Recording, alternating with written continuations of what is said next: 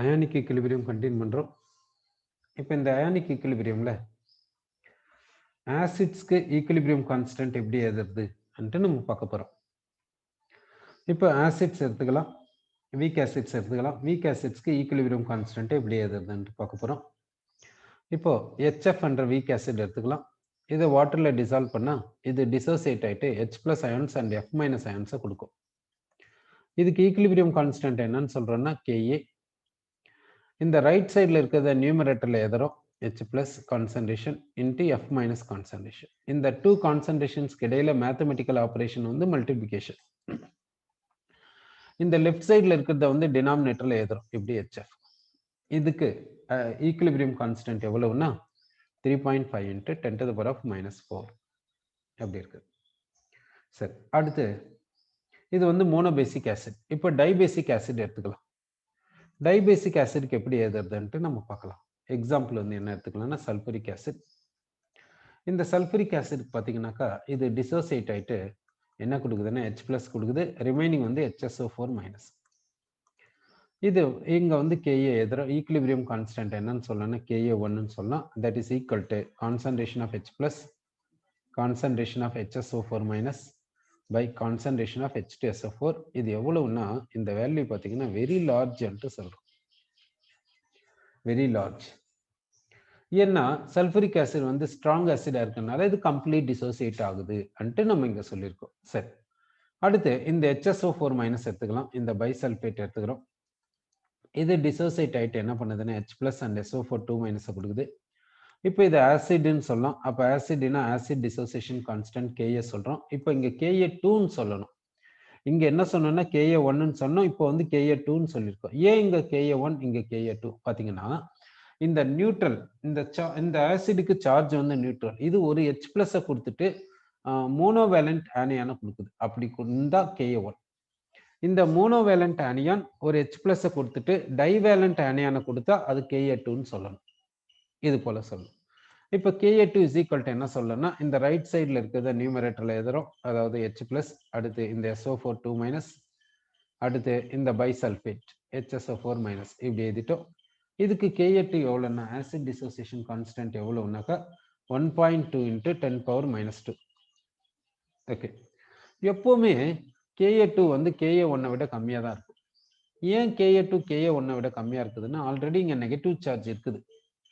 அப்படி இருக்கும்போது இது இன்னொரு H+ எப்படி கொடுக்காது. சரி, ஏன் அது போல அன்ட்டு நம்ம இப்போ பார்க்க போறோம்.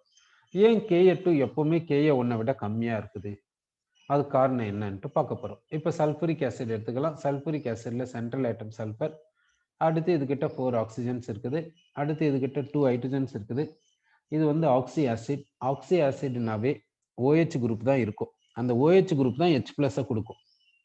இப்போ இது வந்து டைபேசிக் ஆசிடா இருக்கனால போத் ஹைட்ரஜன்ஸும் இதுகிட்ட இருக்கக்கூடிய சல்ஃபரிக் ஆசிட்ல இருக்கக்கூடிய 2 ஹைட்ரஜனுமே அசிடிக் ஹைட்ரஜன். அதனால அந்த 2 ஹைட்ரஜன் எப்படி இருக்குன்னா OH குரூப்பா தான் இருக்கும்.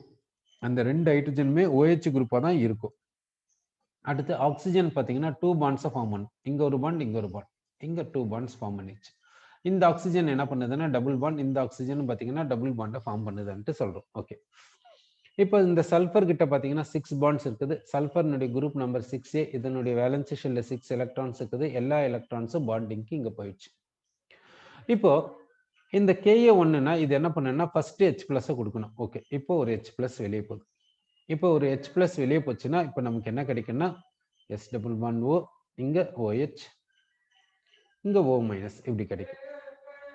இந்த H+ வெளியே போச்சுன்னா இந்த H+ இது கொடுத்துச்சுன்னா இப்போ என்ன கிடைக்கும்னா சல்ஃபேட் கிடைக்கும். இப்போ இந்த H+ இது டொனேட் பண்றத இந்த ஈக்குலிபிரியம் கான்ஸ்டன்ட் Ka1ன்னு சொல்றோம். இந்த ஈக்குலிபிரியம் கான்ஸ்டன்ட் Ka2ன்னு சொல்றோம். எப்பவுமே இந்த Ka2 கம்மியா இருக்கும் Ka1 விட. எந்த ஆசிட் வேணாலும் எடுத்துக்கோங்க, ஸ்ட்ராங் ஆசிட் எடுத்துக்கோங்க, இல்ல வீக் ஆசிட் எடுத்துக்கோங்க, எது வேணாலும் எடுத்துக்கோங்க, Ka2 கம்மியா இருக்கும் Ka1 விட. ஏன் அன்ட்டு பாத்தீங்கன்னா இப்போ இந்த சல்ஃபருக்கு ஆக்சிடேஷன் நம்பர் எவ்வளவுன்னா +6. இங்க இந்த சல்ஃபர் கிட்ட இந்த ஆக்சிஜன் இருக்குது. இந்த ஆக்சிஜன் என்ன பண்ணுது, இந்த பாண்டிங் எலக்ட்ரான்களோட இதன் பக்கம் பிடிச்சி இழுக்குது. ஏன்னா இதுக்கு எலக்ட்ரானெகட்டிவிட்டி அதிகம் இதை விட. அப்போ இந்த எலக்ட்ரான் கிளவுட் இந்த பாண்டிங் எலக்ட்ரான் கிளவுட் இந்த ஆக்சிஜன் பக்கம் போகுது, அதனால சல்ஃபருக்கு டெஃபிஷியன்சி ஆகுது. அதே மாதிரி இந்த எலக்ட்ரான் கிளவுட் இந்த ஆக்சிஜன் பக்கம் போறதுனால சல்ஃபருக்கு டெஃபிஷியன்சி ஆகுது. அடுத்து என்ன ஆகுதுன்னா, இந்த ஆக்சிஜன் இந்த சல்ஃபருக்கு டெஃபிஷியன்சி ஆனதுனால இந்த சல்ஃபர் இந்த எலக்ட்ரான் கிளவுட் இப்படி பிடிச்சி இழுக்குது. அதனால ஆக்சிஜன் இந்த எலக்ட்ரான் கிளவுட் இப்படி பிடிச்சி இழுக்குது, H+ கொடுக்குது. ஓகேவா? சரி, அதனால உங்களுக்கு பைசல்ஃபேட் கிடைச்சிச்சு. இங்க இந்த ஈக்லிபிரியம் கான்ஸ்டன்ட் Ka1ன்னு சொல்லியிருக்கோம். இப்போ இங்க போலாம். இங்க சல்ஃபர் என்ன பண்ணுச்சோ, இந்த S டபுள் பாண்ட் ஓல என்ன நடந்துச்சோ அதே தான் இங்கேயும் நடக்குது. இந்த S டபுள் பாண்ட் ஓல என்ன நடந்துச்சோ அதே தான் இங்கேயும் நடக்குது. அப்போ இங்க எஃபெக்டும் சேம் தான். இப்போ இந்த சல்ஃபர் என்ன பண்ணுன்னா இந்த பாண்டை பிடிச்சு இழுக்கும். இங்கே இந்த சல்ஃபர் பாண்டை பிடிச்சு இழுக்குது. இங்க O- இருக்குது. அதனால் இந்த பாண்டிங் எலக்ட்ரான் கிளவுட் நிறைய இந்த சல்ஃபர் கிட்ட போகும். இதை விட இந்த பாண்டிங் எலக்ட்ரான் கிளவுட் இந்த சல்ஃபர் கிட்ட போறக்கூடிய டெண்டன்சி பாத்தீங்கன்னா இங்க அதிகமா இருக்கும், இங்க கம்மியா இருக்கும். ஏன்னா இங்க ஆக்சிஜன், ஆனா இங்க O-. கரெக்டுங்களா? சோ அதனால என்ன ஆகுதுனாக்கா, இப்போ இந்த பாண்ட் வந்து கம்மியான டெண்டன்சில இந்த சல்ஃபர் கிட்ட போகுது, ஆனா இந்த பாண்ட் வந்து அதிகமான டெண்டன்சில சல்ஃபர் கிட்ட போகுது.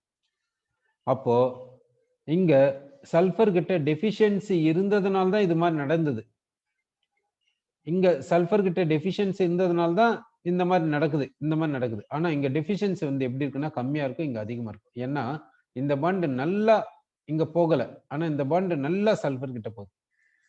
சரி, அப்போ இங்க டெஃபிஷியன்சி அதிகமா இருக்குது, இங்க டெஃபிஷியன்சி கம்மியா இருக்குது. இப்போ இந்த சல்ஃபர் என்ன பண்ணுது, இந்த பாண்டை பிடிச்சி இழுக்குது, இந்த ஆக்சிஜன் இந்த பாண்டை இப்படி பிடிச்சி இழுக்குது, இப்படி பிடிச்சி இழுக்குது. அப்போ இங்க இருந்து H+ வெளியே வருது. ஆனா இங்க பாத்தீங்கன்னா இங்க டெஃபிஷியன்சி கம்மியா இருக்கனால கம்மியான அளவுல இதை இழுக்குது.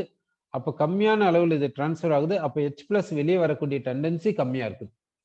ஸோ அதனால இங்க H+ இதுக்கு H+ டொனேட் பண்ணக்கூடிய டெண்டன்சி கம்மியா இருக்குது, இதுக்கு H+ டொனேட் பண்ணக்கூடிய டெண்டன்சி அதிகமா இருக்குது.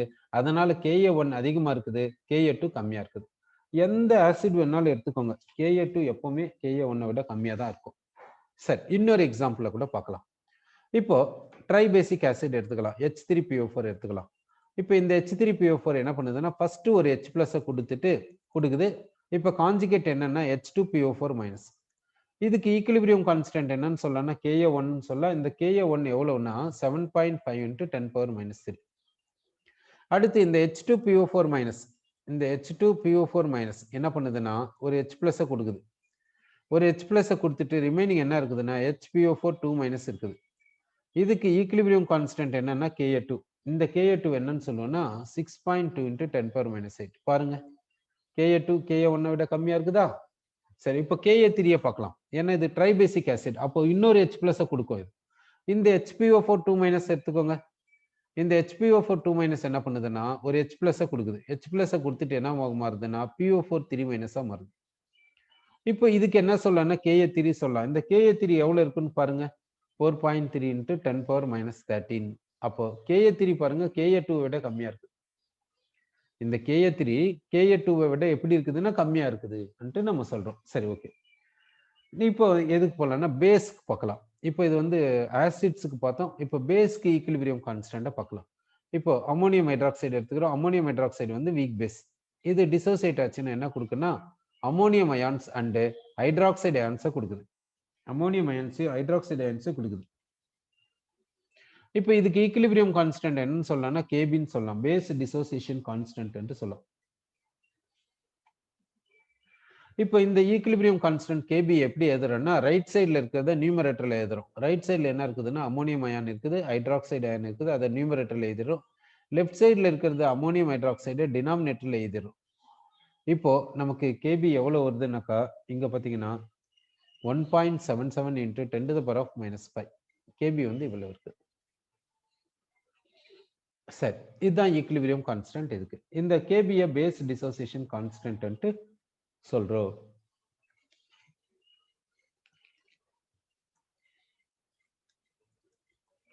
இன்னொரு வீக் பேஸ் எடுத்துக்கிறோம். அது என்னன்னா அனிலின். அனிலினை வாட்டர்ல டிசால்வ் பண்றோம். அனிலின் வந்து பேஸ், அதனால வாட்டர் கிட்ட இருந்து H+ வாங்கிக்குது. H+ வாங்கிக்கின்னு என்ன மாறுதுன்னா அனிலீனியம் அயான். அனிலீனியம் அயானா மாறுது. இப்போ இந்த வாட்டர்ல என்ன ரிமைனிங்னா OH மைனஸ் ரிமைன். இப்போ இதுக்கு கேபி எப்படி எழுதுறோம்னாக்கா பேஸ் டிசோசியேஷன் கான்ஸ்டன்ட் எப்படி எழுதுறோம்னாக்கா ரைட் சைடில் இருக்கிறத நியூமரேட்டர்ல எழுதுங்க. ரைட் சைடில் இருக்கிறத நியூமரேட்டர்ல எழுதுறோம். C6H5NH3 பிளஸ் எழுதுறோம். அடுத்து இந்த OH மைனஸ் எழுதுறோம். அடுத்து இந்த அனிலினை கீழே எழுதுறோம். C6H5NH2 இந்த அனிலினை கீழே எழுதியிருக்கோம். இப்போ இங்க நமக்கு கேபி என்ன வருதுனாக்கா Kb is equal to 4.27 into 10 to the power of minus 10 இப்படி வருது கேபி. ஸோ இந்த அனிலினுக்கு வந்து பேஸ் டிசோசியேஷன் கான்ஸ்டன்ட் கேபியை நம்ம கொடுத்துருக்கோம். அந்த ஈக்குலிபிரியம் கான்ஸ்டன்ட் வந்து இவ்வளவு வருதுன்ட்டு நம்ம சொல்லியிருக்கோம். சரி, ஓகே. இப்போ எப்படி ஆசிடுக்கு ஈக்குலிபிரியம் கான்ஸ்டன்ட் எழுதுறது, எப்படி பேஸ்க்கு ஈக்குலிபிரியம் கான்ஸ்டன்ட் எழுதுறதுன்றதை நம்ம இங்க பார்த்துருக்கோம். சரி, ஓகே. அடுத்து நம்ம என்ன பார்க்க போறோம்னாக்கா சால்ட் ஹைட்ராலிசிஸ் என்ற பாயிண்ட்டுக்கு நம்ம போறோம். சால்ட் ஹைட்ராலிசிஸ் எதுக்கு சால்ட் ஹைட்ராலிசிஸ் அன்ட்டு நம்ம பார்க்கணும்னாக்கா இப்போ ஒரு ஆசிட் சொல்யூஷன் எடுத்துக்கிறேன். ஒரு ஆசிட் சொல்யூஷன் எடுத்துக்கினா அதுக்கு pH எப்படி இருக்குன்னா 7 விட கம்மியா இருக்கும்னு சொல்லலாம். ஒரு பேசிக் சொல்யூஷன் எடுத்துக்கிறேன், அதுக்கு pH எப்படி இருக்குன்னா 7 விட அதிகமா இருக்குன்னு சொல்லலாம். பியூர் வாட்டர் எடுத்துக்கிறோம், அதுக்கு pH எப்படி இருக்குன்னா 7 இருக்குன்னு சொல்லலாம். எப்போ 25 டிகிரி செல்சியஸ்ல. ஒரு சால்ட் எடுத்துக்கிறேன், அதுக்கு pH எப்படி இருக்குன்னா 25 டிகிரி செல்சியஸ்ல 7 இருக்கலாம், லெஸ் தேன் 7 இருக்கலாம், கிரேட்டர் தேன் 7 இருக்கலாம், எது வேணாலும் இருக்கலாம். ஏன் இன்னும் அது மாதிரி தான் இருக்குது, ப்ராக்டிக்கலா அப்படிதான் இருக்குது.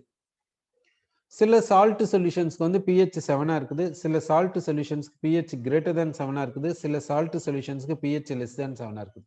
ஏன்னாக்கா சால்ட் வந்து வாட்டரோட ஹைட்ராலிசிஸ்க்கு போகிறதுனால தான். சில சால்ட்ஸ் ஹைட்ராலிசிஸ் போகுது, சில சால்ட்ஸ் ஹைட்ராலிசிஸ் போறது இல்லை. சால்ட்டில் இருக்கக்கூடிய கேட்டியான் ஆனியான் தான் அதுக்கு காரணம். கேட்டியான் வந்து சில இதில் ஹைட்ராலிசிஸ் போகுது, சில இதில் ஹைட்ராலிசிஸ் போகிறது இல்லை. அதே மாதிரி ஆனியான்ஸ் பார்த்தீங்கன்னா சால்ட்டில் இருக்கக்கூடிய ஆனியான்ஸ் பார்த்தீங்கன்னா சில இதில் ஹைட்ராலிசிஸ் போகுது, சில இதில் ஹைட்ராலிசிஸ் போகிறது இல்லை. இப்படி சால்ட்டில் வந்து ஹைட்ராலிசிஸ் சில இதில் நடக்குது, சில இதில் நடக்காம போகுது. அதனால தான் pH பார்த்தீங்கன்னா எல்லா ஆக்வஸ் சொல்யூஷன் ஆஃப் சால்ட்டுக்கும் pH 7 இருக்காது. சில சால்ட் சொல்யூஷன்ஸ்க்கு pH 7 இருக்கும், சில சால்ட் சொல்யூஷன்ஸ்க்கு pH 7 இருக்காது. சரி, அப்படின்னா இதுக்கு ரீசன் என்னன்னா சால்ட் வந்து ஹைட்ராலிசிஸ்க்கு போறதுனால தான். சரி, அந்த ஹைட்ராலிசிஸ் என்ன, அந்த சால்ட்ல எது ஹைட்ராலிசிஸ் போகும், எது ஹைட்ராலிசிஸ் போகாது, அப்படி ஹைட்ராலிசிஸ் போனா எப்படி pH கண்டுபிடிக்கிறது, இதை பத்தி நம்ம இப்போ பார்க்க போறோம். ஓகே, இந்த ஹெட்டிங்கை தான் நம்ம என்னன்னு சொல்றோம்னா சால்ட் ஹைட்ராலிசிஸ் அன்ட்டு சொல்றோம். அப்போ இப்போ எந்த சால்ட் வந்து ஹைட்ராலிசிஸ்க்கு போகும், எந்த சால்ட் ஹைட்ராலிசிஸ்க்கு போகாது என்றதை பத்தி நம்ம இப்போ பார்க்க போறோம். இப்போ சால்ட்னா சால்ட் நமக்கு எப்படி கிடைக்குது, ஆசிட் பேஸோட ரியாக்ட் ஆச்சுன்னா சால்ட் கிடைக்குது. சரி, இப்போ நான் என்ன எடுத்துக்கிறேன்னா ஸ்ட்ராங் ஆசிட் எடுத்துக்கிறேன், ஸ்ட்ராங் பேஸ் எடுத்துக்கிறேன். இதுல இருந்து கிடைக்கக்கூடிய சால்ட்டை நான் பார்க்கறேன். இப்போ ஸ்ட்ராங் ஆசிட் என்ன எடுத்துக்கிறேன்னா HCl எடுத்துக்கிறேன், ஸ்ட்ராங் பேஸ் என்ன எடுத்துக்கிறேன்னா சோடியம் ஹைட்ராக்சைடு எடுத்துக்கிறேன். இப்போ எனக்கு என்ன கிடைக்குதுன்னா சால்ட் கிடைக்குது, NaCl கிடைக்குது. ஓகே, இப்போ இந்த NaCl இருக்கிறது என்னன்னா Na+. இந்த Na+ எங்க இருந்து வந்துச்சுன்னா ஸ்ட்ராங் பேஸ்ல இருந்து வந்துச்சு. இந்த Na+ ஸ்ட்ராங் பேஸ்ல இருந்து வந்தது. அதனால இந்த Na+ எப்படி இருக்குன்னா வீக் கான்ஜுகேட்டா இருக்கும். இது வீக் கான்ஜுகேட்டா இருக்கிறதுனால இது ஹைட்ராலிசிஸ்க்கு போகாது, இது வாட்டரோட ரியாக்ஷனுக்கு போகாது, இது வாட்டரோட இன்ட்ராக்ஷனுக்கு போகாது. சரி, இப்போ Cl- எடுத்துக்கலாம். இந்த Cl- எங்க இருந்து வந்துச்சுன்னா ஸ்ட்ராங் ஆசிட்ல இருந்து வந்துச்சு. ஸ்ட்ராங் ஆசிட்ல இருந்து வந்தா அந்த கான்ஜுகேட் வெரி வீக் பேஸா இருக்கும். ஸ்ட்ராங் ஆசிட்னுடைய கான்ஜுகேட் வந்து வெரி வீக் பேஸ். இதுவே வெரி வீக் பேஸா இருக்கும்போது இது எப்படி வாட்டரோட இன்ட்ராக்ட் பண்ணும், இது எப்படி வாட்டரோட ஹைட்ராலிசிஸ்க்கு போகும் அப்படின்னா இது வாட்டரோட ஹைட்ராலிசிஸ்க்கு போகாது. ஓகே, அப்போ இந்த கேட்டியான் வந்து வாட்டரோட ஹைட்ராலிசிஸ்க்கு போகாது, இந்த ஆனியான் வந்து வாட்டரோட ஹைட்ராலிசிஸ்க்கு போகாது. சரி, அப்போ எந்த கேட்டியான் வாட்டரோட ஹைட்ராலிசிஸ்க்கு போகாதுன்னா எந்த கேட்டியான் ஸ்ட்ராங் பேஸ்ல இருந்து வந்துச்சோ அந்த கேட்டியான் வாட்டரோட ஹைட்ராலிசிஸ்க்கு போகாது. சரி, எது எல்லாம் ஸ்ட்ராங் பேஸ், எது எல்லாம் strong base, alkali metal hydroxides alkali metal hydroxides strong bases சொல்லலாம். அல்காலி மெட்டல் ஹைட்ராக்சைட்ஸ்னா lithium hydroxide, sodium hydroxide, potassium hydroxide, rubidium hydroxide, caesium hydroxide. இந்த கேட்டியான்ஸ் வாட்டரோட இன்ட்ராக்ஷனுக்கு போகாது, வாட்டரோட ஹைட்ராலிசிஸ்க்கு போகாது. அடுத்து அல்காலின் எர்த் மெட்டல்ஸ்ல பாத்தீங்கன்னா பேரியம் மெட்டலையான் ஹைட்ராலிசிஸ்க்கு போகாது. அப்போ சால்ட்ல இந்த மெட்டலையான்ஸ் இருந்துச்சுன்னா ஹைட்ராலிசிஸ்க்கு போகாது சொல்லலாம். சரி, இப்போ டி பிளாக்ல இருக்கக்கூடிய metal ions ferrous ion, ferric ion, cupric ion, Ag plus ion, silver ion, இது போல டி பிளாக்ல இருக்கக்கூடிய மெட்டலையான்ஸ். பி பிளாக்லயும் மெட்டல்ஸ் இருக்குது. பி பிளாக்ல இருக்கக்கூடிய மெட்டலையான்ஸ், எஃப் பிளாக்ல இருக்கக்கூடிய மெட்டலையான்ஸ் ஆக்வஸ் சொல்யூஷன்ல என்ன பண்ணுன்னா ஹைட்ராலிசிஸ்க்கு போகும். அப்படின்னா வாட்டரோட இன்ட்ராக்ட் ஆகும், வாட்டரோட ரியாக்ஷனுக்கு போகும் சொல்றோம். சரி, அப்போ எந்த கேட்டியான்ஸ் வாட்டரோட ஹைட்ராலிசிஸ்க்கு போகாது? அல்காலி மெட்டல் கேட்டியான்ஸ் வாட்டரோட ஹைட்ராலிசிஸ்க்கு போகாது. யாரு? Li+, Na+, K+, Rb+, Cs+. Alkaline earth மெட்டல்ல யார் ஹைட்ராலிசிஸ்க்கு போகாது? Ba2+ ஹைட்ராலிசிஸ்க்கு போகாது. சரி, இப்போ பி பிளாக்ல இருந்து எடுத்துக்கிறோம், டி பிளாக்ல இருந்து எடுத்துக்கிறோம், எஃப் பிளாக்ல இருந்து எடுத்துக்கிறோம். அந்த மெட்டல் கேட்டியான்ஸ் என்ன பண்ணுன்னா வாட்டரோட இன்ட்ராக்ட் பண்ணும், வாட்டரோட ஹைட்ராலிசிஸ்க்கு போகும். சரி, அடுத்து ஆனியான்ஸ் பார்க்கலாம். இப்போ கேட்டியான்ஸ் பார்த்தாச்சு. இப்போ எந்த கேட்டியான் ஹைட்ராலிசிஸ் போகாதுன்றது ரஃபா ஒரு ஐடியா வந்துச்சு. இப்போ இந்த Cl- ஸ்ட்ராங் ஆசிட்ல இருந்து வந்ததுனால இது வெரி வீக் கான்ஜுகேட், அதனால இது ஹைட்ராலிசிஸ்க்கு போகாதுன்னு சொன்னோம். இப்போ எந்த ஆனியான்ஸ் எல்லாம் ஹைட்ராலிசிஸ்க்கு போகாது? எந்த ஆனியான் ஸ்ட்ராங் ஆசிட்ல இருந்து வந்துச்சோ, எந்த ஆனியான் ஸ்ட்ராங் ஆசிட்ல இருந்து வந்துச்சோ அது ஹைட்ராலிசிஸ் போகாது. எது ஸ்ட்ராங் ஆசிட் நம்ம பார்த்தோம்? ஒன்னு பர்குளோரிக் ஆசிட். பர்குளோரிக் ஆசிட்ல இருந்து வந்த கான்ஜுகேட் எது? ClO4-. இது ஸ்ட்ராங் ஆசிட். இந்த ஆனியான் இந்த ஸ்ட்ராங் ஆசிட்ல இருந்து வந்ததுனால இது வெரி வீக் கான்ஜுகேட் பேஸ். இது ஹைட்ராலிசிஸ்க்கு போகாது. அடுத்து HI, இது ஸ்ட்ராங் ஆசிட். இதனுடைய கான்ஜுகேட் I-, இது ஹைட்ராலிசிஸ்க்கு போகாது.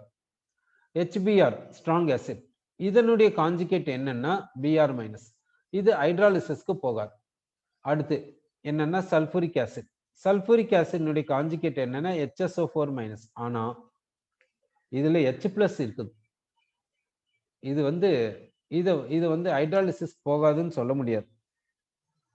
இது ஹைட்ராலிசிஸ் போகும். இது ஸ்ட்ராங் ஆசிடா இருந்தாலும் இது ஹைட்ராலிசிஸ் போகும். ஏன்னா இதுகிட்ட H+ இருக்குது. இதுக்கு அசிடிக் நேச்சர் இருக்குது. அதனால இதை செப்பரேட் கேட்டகரியில டிஸ்கஸ் பண்ணுவாங்க ஹைட்ராலிசிஸ்ல. சரி, இதை எக்ஸப்ஷனா வச்சுக்கலாம்.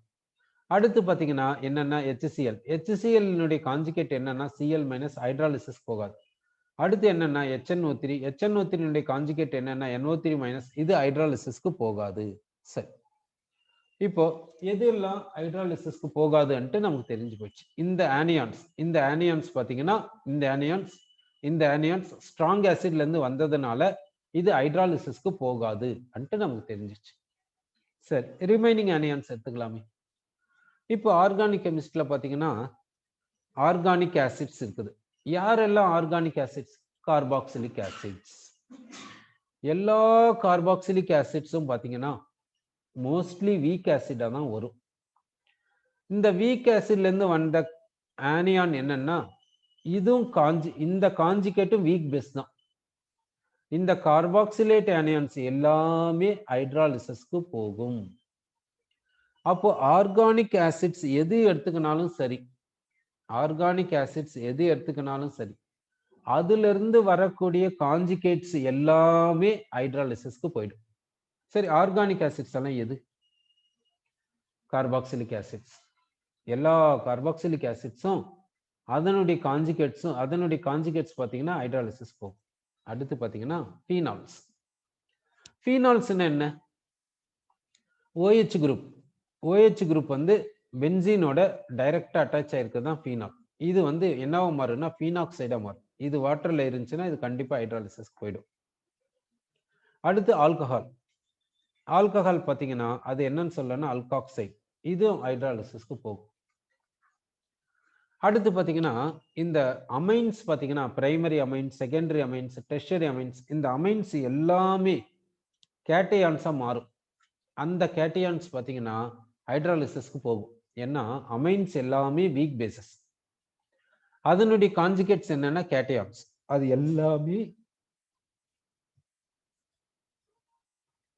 ஹைட்ராலிசிஸ்க்கு போகும்ட்டு நம்ம சொல்றோம். சரி, இப்போ கன்க்ளூஷன் என்னன்னா ஸ்ட்ராங் பேஸ்ல இருந்து வந்த கேட்டையான் ஹைட்ராலிசிஸ்க்கு போகாது, ஸ்ட்ராங் ஆசிட்ல இருந்து வந்த ஆனியான் ஹைட்ராலிசிஸ்க்கு போகாது. சரி, வீக் ஆசிட்ல இருந்து வரக்கூடிய ஆனியான் ஹைட்ராலிசிஸ்க்கு போகும், பார்ஷியலா ஹைட்ராலிசிஸ் போகும். வீக் பேஸ்ல இருந்து வரக்கூடிய கேட்டையான் பார்ஷியல் ஹைட்ராலிசிஸ்க்கு போகும்.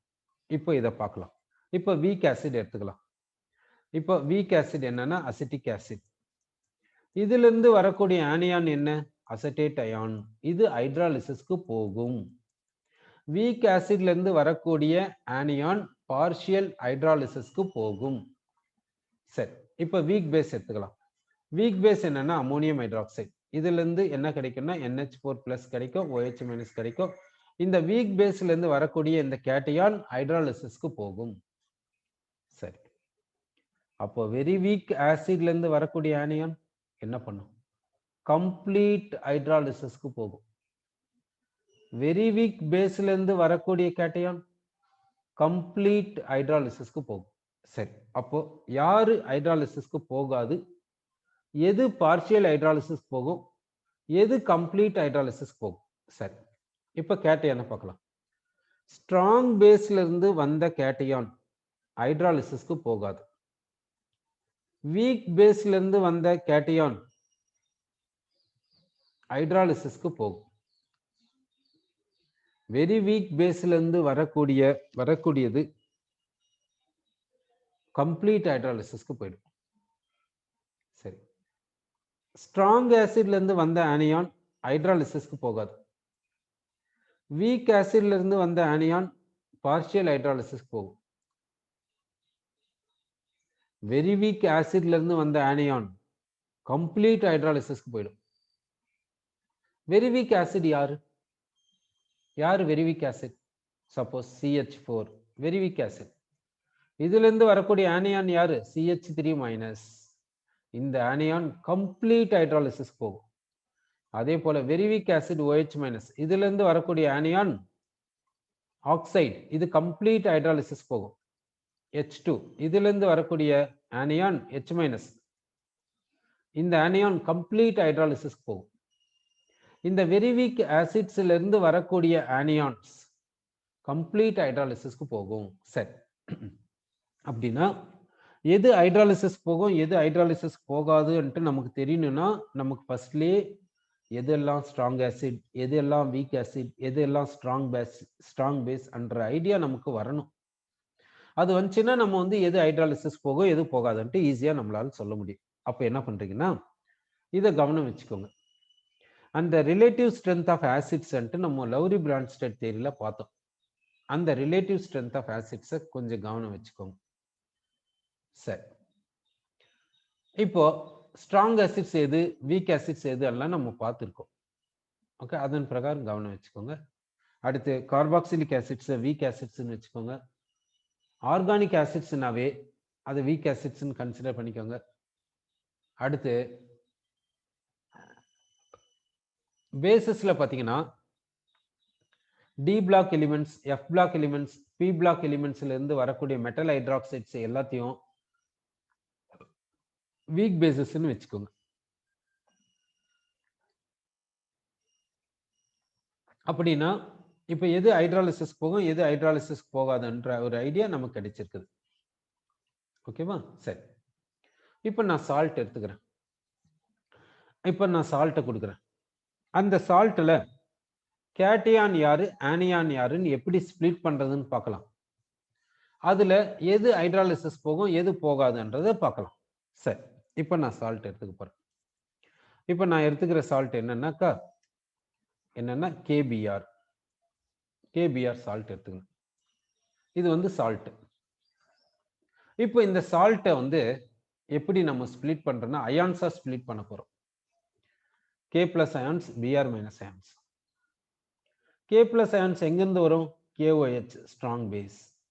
Strong base, KOH. ஏன்னா இது alkali metal hydroxide, strong base. அப்போ இந்த K plus strong base KOH ல இருந்து வந்ததுனால இந்த K plus ஹைட்ராலிசிஸ்க்கு போகாது. அடுத்து Br minus. இதனுடைய corresponding acid வேணும்னா இதுக்கு H plus கொடுங்க, HBr. HBr என்னன்னா strong acid. இந்த HBr வந்து ஹாலஜன் ஃபேமிலியில வருது. ஹாலஜன் ஃபேமிலியில வரக்கூடிய ஆசிட்ஸ் என்ன? HF, HCl, HBr, HI இதெல்லாம் ஹாலஜன் ஃபேமிலியில இருக்கக்கூடிய ஆசிட்ஸ். இதுல பாத்தீங்கன்னா HF மட்டும்தான் வீக் ஆசிட், ரிமைனிங் எல்லாமே ஸ்ட்ராங் ஆசிட்ஸ்.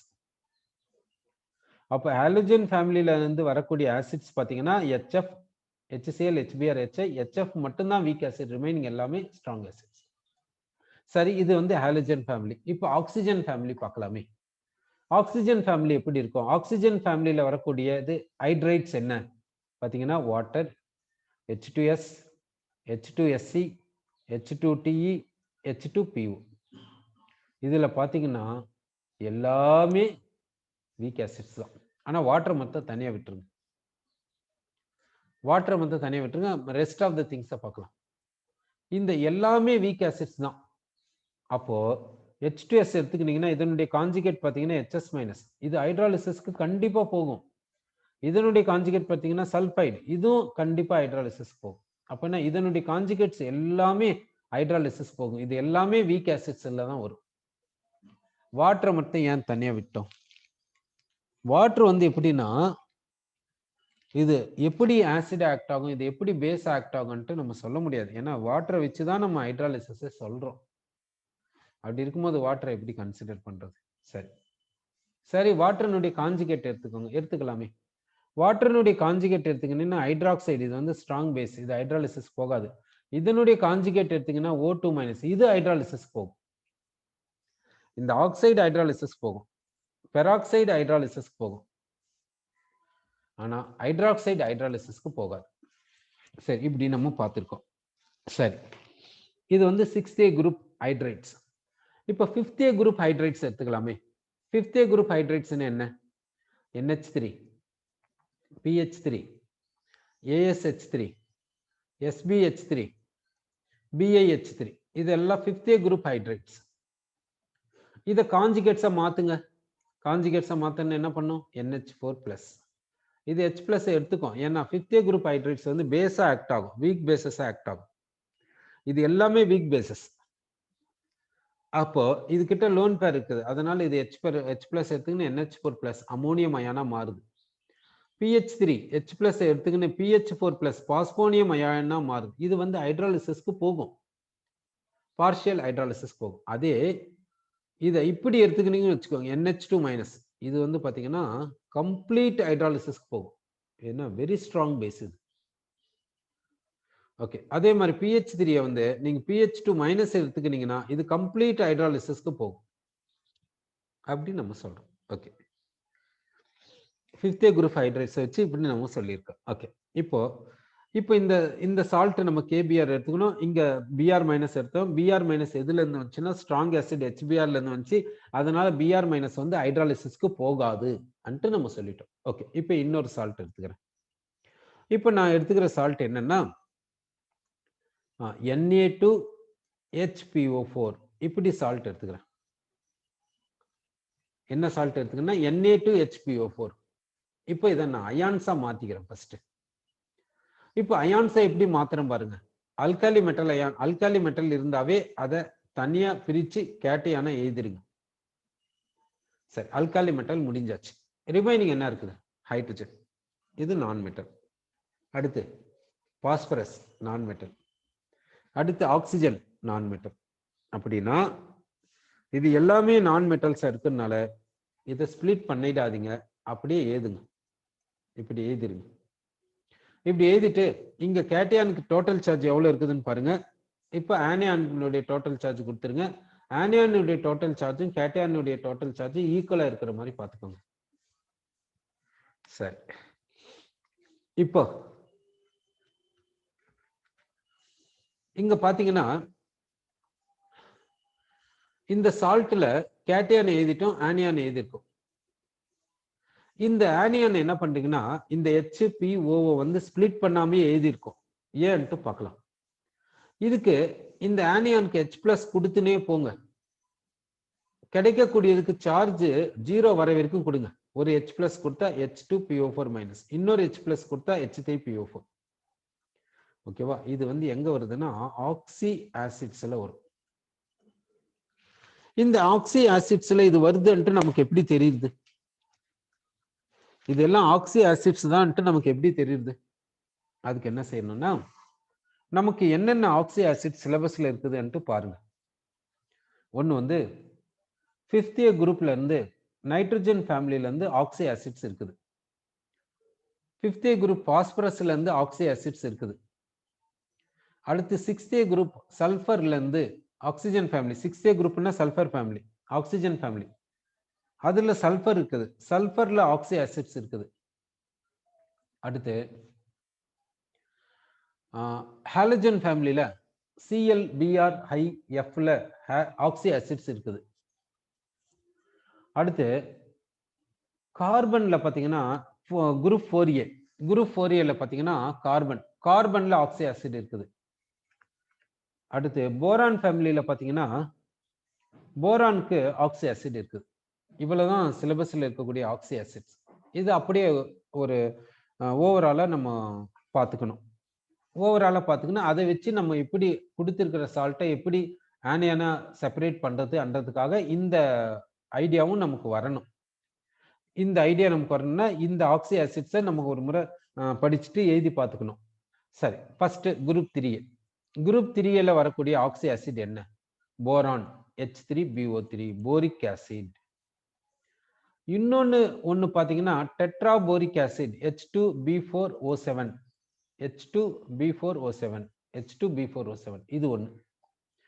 மோஸ்ட்லி பாத்தீங்கன்னா இந்த H3BO3 கொடுப்பாங்க. அடுத்து வந்து மெட்டாபோரிக் ஆசிட் HBO2. இந்த குரூப் 3Aல பாத்தீங்கன்னா இந்த மாதிரி ஆக்சி ஆசிட் இருக்கும். H3BO3, H2B4O7, HBO2 இப்படி இருக்கும். அடுத்து இந்த குரூப் 4Aல பாத்தீங்கன்னா இந்த கார்பன் ஆக்சி ஆசிட் இருக்கும். அது என்னன்னா கார்போனிக் ஆசிட் H2CO3. இந்த குரூப் 5Aல பாத்தீங்கன்னா நைட்ரஜன் பாத்தீங்கன்னா என்னென்ன இருக்குதுன்னா HNO, ஹைப்போநைட்ரஸ் ஆசிட். இது வந்து டைமரா எக்ஸிஸ்ட் ஆகுது, H2N2O2. அடுத்து இதோட ஒரு ஆக்சிஜன் ஆட் பண்ணுங்க, HNO2 நைட்ரஸ் ஆசிட். இன்னொரு ஆக்சிஜன் ஆட் பண்ணுங்க, HNO3 நைட்ரிக் ஆசிட். இன்னொரு ஆக்சிஜன் ஆட் பண்ணுங்க, பர்நைட்ரிக் ஆசிட் HNO4. அடுத்து இந்த குரூப் 5ல பாத்தீங்கன்னா பாஸ்பரஸ் இருக்குது. பாஸ்பரஸ்ல பாத்தீங்கன்னா ஹைப்போபாஸ்பரஸ் ஆசிட் H3PO2. இதோட ஒரு ஆக்சிஜன் ஆட் பண்ணுங்க, H3PO3 பாஸ்பரஸ் ஆசிட். இன்னொரு ஆக்சிஜன் ஆட் பண்ணுங்க, H3PO4 ஆர்த்தோபாஸ்பரிக் ஆசிட். இதை டபுள் பண்ணி வாட்டர் மாலிகுலை ரிமூவ் பண்ணுங்க, என்ன வரும்னா H4P2O5 வரும். ஓகே, இது போல வருது ஆக்சி ஆசிட். அடுத்து என்ன பண்றீங்கன்னா இதை டபுள் பண்ணிடுங்க, இந்த H3PO4 டபுள் பண்ணிடுங்க. H3PO4 டபுள் பண்ணி வாட்டர் மாலிகுலை ரிமூவ் பண்ணிடுங்க, என்ன வரும்னா H4P2O7 வரும். இதுல இருந்து ஒரு ஆக்சிஜனை ரிமூவ் பண்ணுங்க, H4P2O5 வரும். ஓகேங்களா? அடுத்து இதுல இருந்து வாட்டர் மாலிகுலை டைரக்டா ரிமூவ் பண்ணிடுங்க, உங்களுக்கு என்ன வரும்னா HPO3 வரும். இது வந்து ட்ரைமரா எக்ஸிஸ்ட் ஆகும், பாலிமரா எக்ஸிஸ்ட் ஆகும். இதோட ஒரு ஆக்சிஜன் ஆட் பண்ணிடுங்க, H3PO5 வரும். இதுதான் ஆக்சி ஆசிட்ஸ் ஆஃப் பாஸ்பரஸ். அதே போல சல்ஃபர்லயும் இருக்குது, குளோரின்லயும் இருக்குது. இந்த ஆக்சி ஆசிட்ஸ் ஆஃப் சல்ஃபரை கவனம் வச்சுக்கோங்க, ஆக்சி ஆசிட்ஸ் ஆஃப் குளோரினை கவனம் வச்சுக்கோங்க. இந்த ஆக்சி ஆசிட்ஸ் எல்லாம் அப்படியே ஒரு டேபுலர் ஃபார்ம் மாதிரி பண்ணிட்டு இதை படிச்சு ப்ராக்டிஸ் பண்ணிடுங்க. ஏன்னா சால்ட்ல வரக்கூடிய ஆனியான் யாரு அன்றது இமிடியேட்டா நமக்கு கெஸ் பண்றதுக்காக தான். சரி, இப்போ நம்ம எடுத்துக்கின சால்ட்டை பார்க்கலாம். இப்போ எடுத்துக்கின சால்ட்டில் என்ன இருக்குதுன்னா HPO4 2- இருக்குது. இதோட ஒரு H+ ஆட் பண்ண H2PO4- வருது. இதோட ஒரு H+ ஆட் பண்ண H3PO4 வருது. இப்போ H3PO4 ஆக்சி ஆசிட்னு சொல்றோம். கரெக்டா பாருங்க, H3PO4 ஆக்சி ஆசிட் இல்லை. அதனால இந்த ஆக்சி ஆசிட்ஸ் எல்லாத்தையும் எழுதி பார்த்துட்டு ப்ராக்டிஸ் பண்ணிட்டு கவனம் வச்சுக்கணும். கவனம் வச்சுக்கினா நமக்கு கொடுத்திருக்கிற சால்ட்ல ஆனியான் யாருன்ட்டு ஈஸியா நமக்காக சொல்ல முடியும் பண்றதுக்காக தான். ஓகே, சரி. இப்போ பாத்தீங்கன்னாக்கா இந்த சால்ட் கொடுத்தாச்சு, Na2HPO4. இதுல வந்து என்ன பண்ணா Na+, Na+ எழுதிட்டோம். அடுத்து என்னன்னா இந்த HPO4 2- எழுதிட்டோம். இப்போ ஆனியான் HPO4 2- நம்ம எழுதிட்டோம். இந்த HPO4 2- கரஸ்பாண்டிங் ஆசிட் யாருன்ட்டு நமக்கு தெரிஞ்சிச்சு. இப்போ இதுல யாரு ஹைட்ராலிசிஸ் போவாங்க, யாரு ஹைட்ராலிசிஸ் போக மாட்டாங்கன்னு எப்படி சொல்றது? Na+ நம்ம ஏற்கனவே பார்த்தோம். அல்காலி மெட்டல் அயான், அதனால ஹைட்ராலிசிஸ் போகாது. இப்போ HPO4 2- இது ஹைட்ராலிசிஸ் போகுமா போகாதா எப்படி நமக்கு தெரியுது? இந்த HPO4 2- வந்து ஹைட்ராலிசிஸ் போகுமா போகாதா எப்படி நம்ம சொல்றது அன்ட்டு பாத்தீங்கன்னா, இங்க பாத்தீங்கன்னாக்கா இந்த ஆக்சி ஆசிட்ஸை எடுத்துக்கோங்க. இதுல எதெல்லாம் ஸ்ட்ராங் ஆசிட்ஸ், எதெல்லாம் வீக் ஆசிட்ஸ்ன்னு பாத்தீங்கன்னா, இந்த குரூப் 3A வர்றது எல்லாமே வீக் ஆசிட்ஸ் தான். இது குரூப் 4A வர்றதும் வீக் ஆசிட் தான். இந்த குரூப் 5A பாத்தீங்கன்னா, இந்த குரூப் 5A இந்த நைட்ரஜன்ல வரக்கூடிய இது ரெண்டுமே வீக் ஆசிட், இது ரெண்டுமே ஸ்ட்ராங் ஆசிட். இந்த பாஸ்பரஸ் எல்லாமே வீக் ஆசிட். ஆனா சல்ஃபர்ல அது மாதிரி எல்லாமே வீக் ஆசிட்ஸ்னு சொல்லிடாதீங்க. சல்ஃபூரிக் ஆசிட் வந்து ஸ்ட்ராங் ஆசிட்ல வருது. சல்ஃபூரஸ் ஆசிட் வந்து வீக் ஆசிட்ல வருது. இந்த சல்ஃபர்ல பாத்தீங்கன்னா 2 சீரிஸ் இருக்குது. ஒன்னு வந்து சல்ஃபூரஸ் ஆசிட் சீரிஸ். சல்ஃபூரஸ் ஆசிட் சீரிஸ் இது வந்து வீக் ஆசிட்ல எடுத்துக்கணும். அடுத்து sulphuric acid series. Sulphuric acid series இதை வந்து ஸ்ட்ராங் ஆசிட்ல எடுத்துக்கணும். இதை ஸ்ட்ராங் ஆசிட்ல எடுத்துக்கணும். சல்ஃபூரிக் ஆசிட் அப்படியே வீக் ஆசிடா எடுக்கக்கூடாது. ஏன் எடுக்கக்கூடாது சல்ஃபூரிக் ஆசிட்னு பாத்தீங்கன்னா, Ka1 வந்து சொல்லுது ஸ்ட்ராங்னு சொல்லுது. ஆனா Ka2 வந்து வீக்னு சொல்லுது. அது வேற இருக்குது. அதையும் நம்ம பார்க்கணும். சரி. இந்த பாஸ்பரஸ் ஆசிட்ஸ் வந்து வீக் ஆசிட்ஸ் எடுத்துக்கிறோம். ஸோ H3PO4 வந்து வீக் ஆசிட். இதனுடைய Ka நம்ம பார்த்தோம். இதுக்கு Ka1 எவ்வளவுன்னா 10⁻³ Ka2 எவ்வளவுன்னா கிட்டத்தட்ட 10⁻7 Ka3 எவ்வளவுன்னா 10⁻11 அப்படி பார்த்திருக்கோம். பாருங்க Ka1 Ka2 Ka3 நம்ம பார்த்திருக்கோம். பாருங்க Ka1 பாத்தீங்கன்னா 10⁻³ Ka2 பாத்தீங்கன்னா 10⁻8 Ka3 பாத்தீங்கன்னா 10⁻13 H3PO4. அப்போ இந்த H3PO4 என்னன்னு சொல்லலாம், வீக் ஆசிட்னு சொல்லலாம். சரி, அப்போ இங்க நம்ம என்ன கன்க்ளூஷன் வரோம்னா, இந்த HPO4 2- வந்து ஹைட்ராலிசிஸ்க்கு போகுது. ஏன்னா இது வீக் ஆசிட்ல இருந்து வந்துச்சு. அதனால இது ஹைட்ராலிசிஸ்க்கு போகுதுன்ட்டு நம்ம சொல்லியிருக்கோம். ஓகே, இப்போ நெக்ஸ்ட் என்ன பார்க்கிறோம்னா இன்னொரு சால்ட் எடுத்துக்கலாம். என்ன சால்ட் எடுத்துக்கிறேன்னா ருபிடியம் பைகார்பனேட் இப்படி எடுத்துக்கிறோம். இப்போ இதுல இந்த சால்ட்ல எது ஹைட்ராலிசிஸ் போகும், எது போகாதுன்ட்டு நம்ம பார்க்க போறோம். இப்போ இது கேட்டையான் ஆனியானா பிரிச்சிருங்க. இப்போ ருபிடியம்ன்றது அல்காலி மெட்டல், அதனால இது கேட்டையான். இந்த அல்காலி மெட்டல்னாவே கேட்டையானா ஸ்ப்ளிட் பண்ணி எழுதிருங்க. அடுத்து ரிமைனிங் என்ன, H நான் மெட்டல், கார்பன் நான் மெட்டல், ஆக்சிஜன் நான் மெட்டல், இப்படி எல்லாமே நான் மெட்டலா இருந்தா அதை தனியா எழுதுங்க ஃபர்ஸ்ட். அப்புறம் கரெக்டா இல்லையான்னு செக் பண்ணிக்கலாம். இப்போ எல்லாத்தையும் தனியா எழுதி சார்ஜும் கொடுத்து வச்சிருக்கோம். இப்போ HCO3- எழுதிருக்கோம். இது கரெக்டா இல்லையான்னு பார்க்கறதுக்கு என்ன பண்றேன்னா, இதுக்கு H+ கொடுத்துனே போங்க. என்ன கிடைக்குதுன்னு பாருங்க, H2CO3 கிடைக்குது. இதுக்கு சார்ஜ் 0. ஓகே, இந்த H2CO3 யாரு, 4th குரூப்ல வரக்கூடிய கார்பனுடைய வீக் ஆசிட் தான் H2CO3. இது வந்து ஆக்சி ஆசிட், இது வந்து வீக் ஆசிட். அப்போ இது வீக் ஆசிட்னா இதனுடைய காஞ்சுகேட் தானே இது. இது வீக் ஆசிட், இதனுடைய காஞ்சுகேட் தானே இது. இது கண்டிப்பா ஹைட்ராலிசிஸ்க்கு போகும் அன்ட்டு நம்ம சொல்றோம். சரி, ஓகே. இப்போ அடுத்து எடுத்துக்கலாம். அடுத்து என்ன எடுத்துக்கிறேன்னாக்கா, இப்போ அலுமினியம் சல்ஃபேட். அலுமினியம் சல்ஃபேட்ன்றது ஒரு சால்ட். இப்போ இந்த அலுமினியம் சல்ஃபேட்டை என்ன பண்ணேன்னா, இது கேட்டையான் ஆனியானா ஸ்ப்ளிட் பண்றதுக்கு எப்படி ஸ்ப்ளிட் பண்றது அன்ட்டு என்ன பண்றேன்னா, நமக்கு ஏற்கனவே தெரியும் அலுமினியம் வந்து குரூப் 3A வருது. அலுமினியம் குரூப் 3A வர்றதுனால இதை வந்து இதுக்கு ஆக்சிடேஷன் நம்பர் என்ன வரும்னா +3 வரும்ன்ட்டு நம்ம சொல்றோம். சரி, அப்படின்னா நம்ம வேற என்ன ரிமெம்பர் பண்ணணும் இந்த பார்த்த உடனே ஆக்சிடேஷன் நம்பரை சொல்றதுக்கு? இப்போ நம்ம லூயிஸ் டாட் ஸ்ட்ரக்சர் எழுதும் போது கூட நம்ம பார்த்திருக்கோம். இப்போ ஸ்ட்ரக்சர்ஸ் எழுதணும்னா நமக்கு கண்டிப்பா என்ன வேணும், சென்ட்ரல் மெட்டலினுடைய வேலன்சி ஷெல்ல எத்தனை எலக்ட்ரான்ஸ் இருக்குன்னு நமக்கு தெரிஞ்சாதான் அந்த எலக்ட்ரான்ஸை டாட்ஸ் மாதிரி வச்சு நம்ம ஸ்ட்ரக்சரை வரைவோம். அப்படின்னா நமக்கு என்ன தெரியணும், மெயினா பாத்தீங்கன்னா இந்த ஸ்ட்ரக்சர்ஸ் எல்லாம் இந்த பி பிளாக்ல இருந்து தான் வரும். அதனால பி பிளாக் வந்து கொஞ்சம் ரிமெம்பர் பண்ணிக்கோங்க. பி பிளாக்ல இருந்து யார் எல்லாம் வருவாங்க என்ன பாத்தீங்கன்னா, மெயினா இந்த போரான் ஃபேமிலில இருந்து இந்த போரான் அலுமினியம் வரும். அடுத்து கார்பன் ஃபேமிலில இருந்து எது வரும்னா இந்த கார்பன் வரும், மெயினா கார்பன் வரும். அடுத்து சிலிக்கன் வரும். அடுத்து நைட்ரஜன் ஃபேமிலில பாத்தீங்கன்னா நைட்ரஜன் வரும், பாஸ்பரஸ் வரும், ஆர்சனிக் வரும், ஆன்டிமனி வரும். இதெல்லாம் ஒரு ஆக்சி ஆசிட்ஸை ஃபார்ம் பண்ணுது. இந்த நைட்ரஜன் ஃபேமிலியில ஃபார்ம் பண்ணக்கூடிய ஆக்சி ஆசிட்ஸை பாருங்க. அந்த +5 ஆக்சிடேஷன் ஸ்டேட்ல இருக்கும்போது நைட்ரஜன் வந்து HNO3 கொடுக்குது. பாஸ்பரஸ் வந்து H3PO4 கொடுக்குது. +5ல பாஸ்பரஸ்க்கு வந்து H3PO4 மட்டும் கிடையாது. H3PO4 வச்சு நம்ம என்ன பண்ணியிருக்கோம்? இதை டபுள் பண்ணி வாட்டரை ரிமூவ் பண்றோம். அதுல இருந்து ஆக்சிஜனை ரிமூவ் பண்றோம். அப்படியெல்லாம் பண்ணியிருக்கோம். அதெல்லாம் +5 தான் பாஸ்பரஸ். அடுத்து வந்து H3ASO3 ஆர்சனிக் ஆசிட், H3ASO4, அடுத்து H3SbO4, H3SbO4 இப்படி எல்லாம் வருது. ஆர்சனிக் இதெல்லாம் ஆக்சி ஆசிட்ஸ் தான். அப்போ கவனம் வச்சுக்கணும். 5th A குரூப்ல வரக்கூடிய எலிமெண்ட்ஸ் எல்லாத்தையும் கவனம் வச்சுக்கோங்க. அதனுடைய சென்ட்ரல் ஆட்டம்க்கு சென்ட்ரல் ஆட்டம்னுடைய வேலன்சேஷன்ல 5 எலக்ட்ரான்ஸ் இருக்கும்ன்ட்டு கவனம் வச்சுக்கணும். அடுத்து 7th A குரூப்ல வரக்கூடிய எலிமெண்ட்ஸ் எல்லாம் கவனம் வச்சுக்கணும்.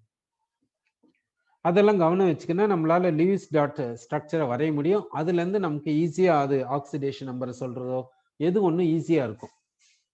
அப்ப அந்த எலிமெண்ட்ஸை கவனம் வச்சுக்கோங்க. அதாவது 5th A குரூப்னாவே உடனே சொல்லிடணும். Nitrogen, phosphorus, arsenic, antimony, bismuth அப்படி உடனே சொல்லிடணும். அது மாதிரி கவனம் வச்சுக்கிறோம். சரி, ஓகே. இப்போ இந்த அலுமினியம் சல்ஃபேட் சால்ட் கொடுத்துருக்காங்க. இதுல எது ஹைட்ராலிசிஸ் போகும், எது போகாதுன்ட்டு நம்ம பார்க்கணும். அதனால என்ன பண்றோம்னா ஃபர்ஸ்ட் கேட்டையான் ஆனியானை ஸ்பிளிட் பண்ணி எழுதிடலாம். இப்போ இந்த 3 எங்கேக்கு எடுத்துன்னு போயிடுங்க, இந்த 2 எங்கேக்கு எடுத்துன்னு போயிடுங்க. சார்ஜஸ் கொடுத்துருங்க கிறிஸ் கிராஸ் மெத்தட்ல. இப்போ அலுமினியத்துக்கு என்ன வரும்னா +3 வரும், சல்ஃபேட்டுக்கு என்ன வரும்னா -2 வரும். இதை பார்த்த உடனே சொல்லிடலாம். அலுமினியம் முன்னாவே குரூப் 3, குரூப் 3 என்ன அலுமினியம் வந்து +3. ஜென்ரலா அலுமினியம் பாத்தீங்கன்னா +3 தான் காமிக்கும் எல்லா காம்பவுண்ட்ஸ்லயும். +1 காமிக்கும், வெரி ரேர். பொதுவாவே எந்த ஒரு அலுமினியம் காம்பவுண்ட் வேணாலும் எடுத்துக்கோங்க. அலுமினியம் காம்பவுண்டை வந்து ஜென்ரலா சால்ட் அனாலிசிஸ லேப்ல வந்து சால்ட்டா கொடுப்பாங்க. பிராக்டிக்கல்ல அலுமினியம் சால்ட்டை கொடுப்பாங்க. அலுமினியம் சால்ட் என்ன கொடுப்பாங்கன்னா aluminium sulphate, aluminium nitrate, aluminium chloride. Aluminium குளோரைடுக்கு AlCl3, aluminium chloride, aluminium nitrate, aluminium sulphate. இந்த அலுமினியம் சால்ட்ஸ் இப்படிதான் இருக்கும். இந்த சால்ட்ஸை பொதுவா கொடுப்பாங்க. அப்போ இந்த சால்ட்ஸ்ல எல்லாம் பாத்தீங்கன்னா அலுமினியம் வந்து +3 ஆக்சிடேஷன் நம்பரை தான் காமிக்கும். சரி, இப்போ அலுமினியம் சொல்லியாச்சு, சல்பேட்டை சொல்லியாச்சு. இதுல யார் ஹைட்ராலிசிஸ் போகணும்னா நல்லா கவனம் வச்சுக்கோங்க. கேட்டையான் வந்து P பிளாக்ல இருந்து வந்திருக்குது. அப்போ இந்த கேட்டையான் கண்டிப்பா ஹைட்ராலிசிஸ்க்கு போகும். அப்போ இங்க கேட்டையானிக் ஹைட்ராலிசிஸ் நடக்கும். இந்த சால்ட்டில் இருக்கக்கூடிய இந்த கேட்டையான் ஹைட்ராலிசிஸ்க்கு போகும். சரி, அப்போ இந்த சால்ட்டில் இருக்கக்கூடிய கேட்டையான் வந்து ஹைட்ராலிசிஸ்க்கு போகுது.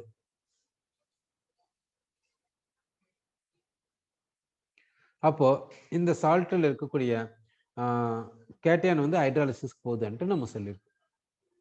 இந்த ஆனியான் பாத்தீங்கன்னா இந்த ஆனியான் எங்கிருந்து வந்துச்சுன்ட்டு நம்ம பார்க்கணும். இந்த ஆனியான் எங்கிருந்து வந்துச்சுன்னா இது எங்கிருந்து வந்துச்சுன்ட்டு பார்க்கறதுக்காக இதுக்கு H+ கொடுத்துனே போங்க. நெட் சார்ஜ் 0 வர வரைக்கும் H+ கொடுத்துனே போங்க. ஃபர்ஸ்ட் எப்படி கொடுக்கணும்னா ஒவ்வொரு H+ கொடுங்க. இதுக்கு ஒரு H+ கொடுத்தீங்கன்னா என்ன வரும்னா HSO4- வரும். இன்னொரு H+ கொடுங்க, H2SO4 வரும். இப்படி ஒவ்வொரு H+ கொடுத்துன்னு போங்க. உங்களுக்கு தெரியும் சல்பூரிக் ஆசிட் வந்து ஸ்ட்ராங் ஆசிட். அதனால இது வந்து ஹைட்ராலிசிஸ் போகாதுன்னு சொல்லிட்டு கூடாது. ஏன்னா இது வந்து டைபேசிக் ஆசிட். அதனால என்ன பண்றீங்கன்னா அந்த 2 ஸ்டெப்ஸை பார்க்கணும். சல்பூரிக் ஆசிட் பார்த்தீங்கன்னா இது வந்து ஸ்பிளிட் ஆச்சுன்னா H+ HSO4- கொடுக்கும்.